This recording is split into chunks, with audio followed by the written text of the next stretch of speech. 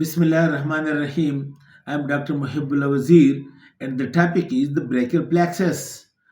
All the nerve plexuses are formed by the ventral primary rami of the spinal nerves. Now, the brachial plexus is formed by the ventral primary rami of C5, 6, 7, 8, and T1. Look, each spinal nerve when come out of the vertebral foramen, it immediately divides into ventral primary ramus and dorsal primary ramus.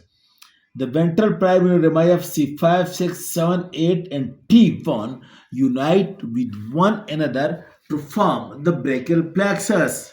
What happens? Note, ventral ramus of C5 and ventral ramus of C6 unite with one another to form the upper or superior trunk.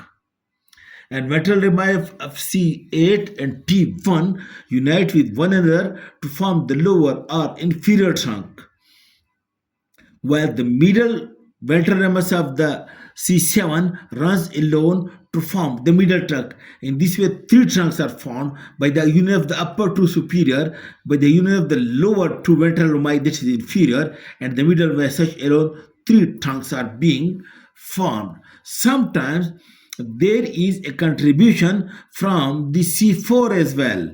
If it is a condition, then it is called as prefixed type of brachial plexus. And sometimes there is contribution from the T2, that is thoracic second nerve, ventral ramus. If that is the condition, that is called as post-fixed type of brachial plexus. Now note, the nerve originates from vertebral foramen, and you can see over here, and each side of vertebra in the cervical region, there are scalene muscles, scalene anterior, medial, posterior. And these ventral primary rami of the brachial plexus are called roots of the brachial plexus. Roots of the brachial plexus are nothing but they are the ventral primary rami of the spinal nerve, and these roots lies embedded. These roots, it lies embedded over here in the scalene muscles.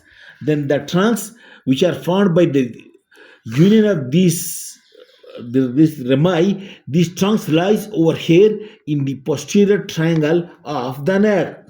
It lies over here. And then what happens? Each trunk divides into two. The upper one divides into two, anterior and posterior division. The middle one into anterior and posterior division, and the lower one into anterior and posterior division. And then what happens, that the posterior divisions of all the three trunks, this one, and this one, unite with one another to form the posterior cord of brachial plexus, while the anterior division of the upper two, that is the superior trunk and middle trunk, unite with one another to form the lateral cord of brachial plexus, while the anterior division of the inferior trunk runs alone to form the medial trunk. And this way, now three trunks are being formed: the posterior trunk by the union of all the three posterior divisions, and the lateral trunk by the union of the anterior division of the superior and middle trunk, and the lower one alone. Three trunks are formed. These trunks lies over here just above the clavicle in the lower part of the posterior triangle and passes posterior to the clavicle. These cords, in this way, the roots, the trunks, the division, and the three cords, lateral cord and posterior cord and medial cord, these cords are formed by the union, as I have explained. Now what happens? Now these cords then passes posterior to the clavicle over here and enters into the axilla. And note, make it clear, this is the clavicle, you can see, and now you can see these are the three cords of the brachial plexus, and over here this is the axillary vein, and this is the axillary artery, and the three cords over here lies superolateral to the axillary artery in this position. Look, this is the clavicle, this is the pectoralis minor. In this area, most medially is the axillary vein, then is the axillary artery, and the three cords, the medial one, the posterior one, and that one, it lies superolateral to the axillary artery. Lower down in the axilla, the three card, look over here, the three card is superior lateral. Lower down, what happened? Look, this is the axillary artery. The three cards clasp the axillary artery like that. This is the axillary artery, the lateral card lateral, the medial card medial, and posterior card posterior. Now you can see over here, this is the second part of axillary artery.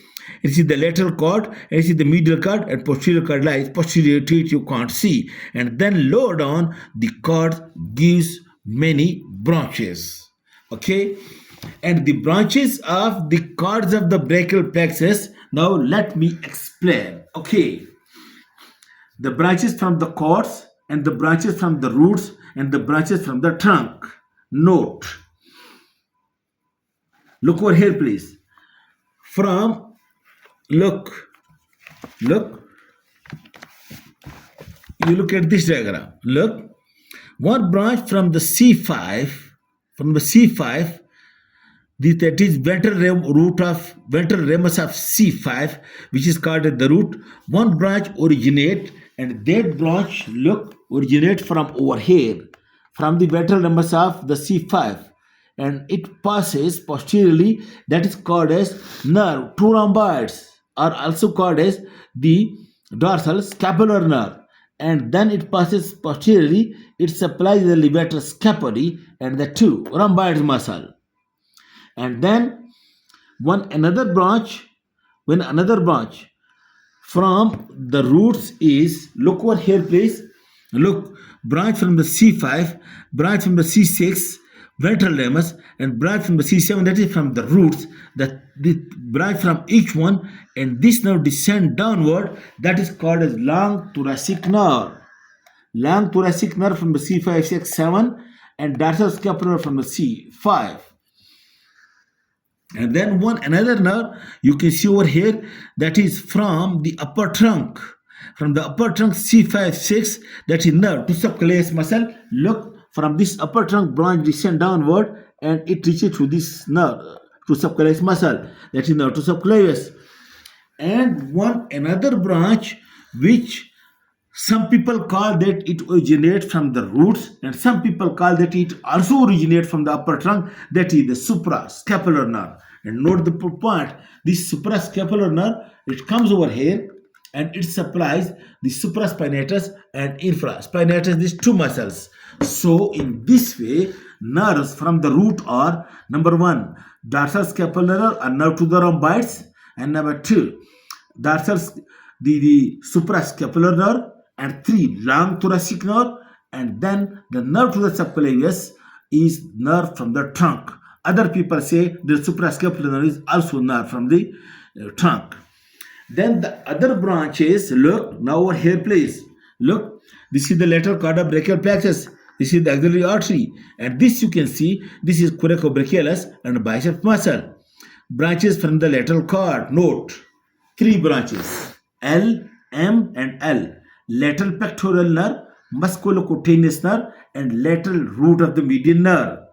Okay, lateral pectoral and musculocutaneous and lateral root of median nerve. And then branches from the posterior cord are 5.